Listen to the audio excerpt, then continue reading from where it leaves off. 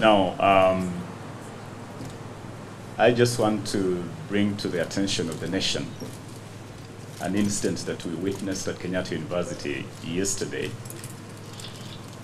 And this is important because there has been a lot of conflicting information coming out.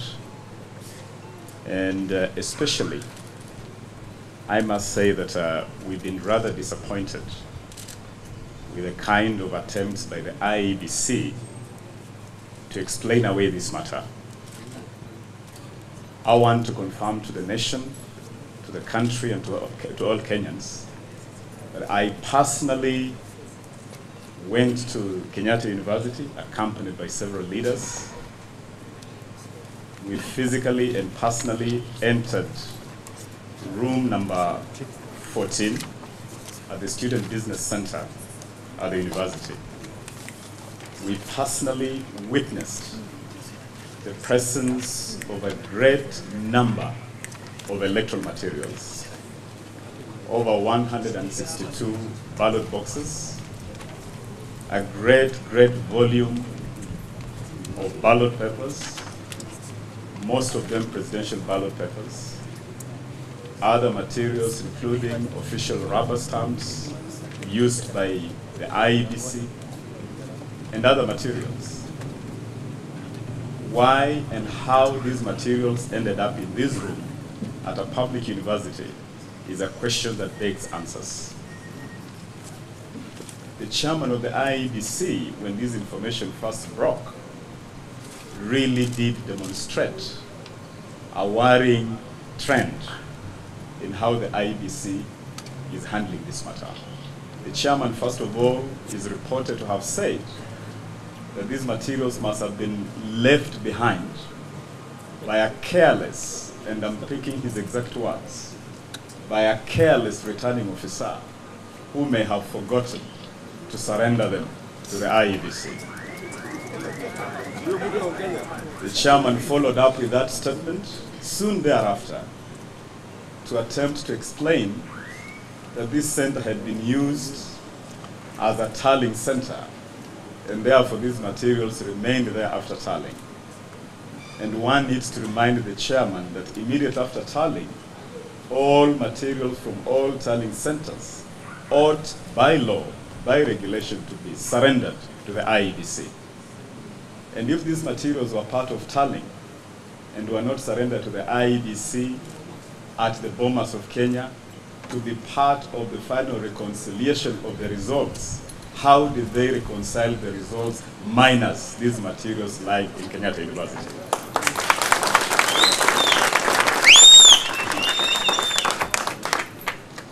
Soon thereafter, the story changed again to the extent that these were materials used in a simulation exercise, in a mock exercise. Again, we want to tell the chairman that really do not insult the intelligence of Kenyans. Simulation or mock exercise was conducted over 1 month ago, and one would have expected that these materials, even if they were to be used in a simulation exercise, should already have been surrendered to IEBC. But I want to confirm to Kenyans that these materials that we picked up, that we saw in that room, were original ballot papers, the exact ballot papers used in this election. Everybody knows that the materials used in this simulation exercise were dummies. They are not the real thing. And even the images were blurred. And the names were not the exact names of the candidates that participated in the presidential election. All these materials are originals. They have serial numbers. They have dates reading presidential election 4th March 2013. They are real. The rubber stamps are real. And so what I'm telling Kenyans is that we stumbled upon materials that were obviously part of the general elections on 4th March 2013. And the IEBC owes Kenyans better answers than the fumbling and bungling reaction that we have already witnessed from the chairman of the IEBC. Let it also be known that as leaders and good citizens that are law-abiding, we picked samples of all these materials, and last night we surrendered these materials to the police and recorded a statement at the Central Police Station last night.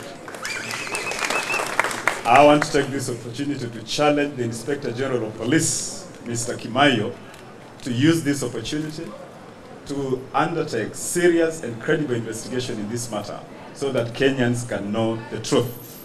But I can look Kenyans straight in the eye and tell them, I smelled a big fat rat at Kenyatta University yesterday. And that rat is right at the center of this controversy. And I hope that everybody is watching this. May justice not only be seen to be done, but manifestly so in the Supreme Court. Thank you. Well, I thought Ababu was going to lead us in singing our national prayer. Would you want to do that? But Your Excellency, I think we also need to bring to the attention of the media and the public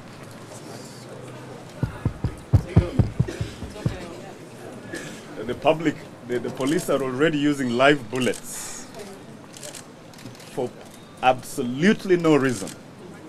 There has been absolutely no provocation. We are wearing these white colors as a show of peace since this whole controversy erupted. Our party leader, our presidential candidate, our deputy president have led us in making absolutely clear to Kenyans that we shall maintain peace, we shall remain calm. Our supporters have walked to town peacefully, wearing these white colors as a show of peace. The police, for no reason, without any provocation, have used tear gas and are now using live bullets against peaceful, innocent Kenyans. And whereas one may say that the youth of this country have previously rioted, in this case, it's the Kenya police who are rioting against the innocent people of Kenya. We take this as provocation. Obviously, someone is very keen to provoke Kenyans to act in a manner that they would want to use to stop us from going to court or to taint the very legitimate and constitutional action that we are taking. We tell them that they shall not succeed. We urge all our people to remain peaceful, and we know that victory is guaranteed in the corridors of justice.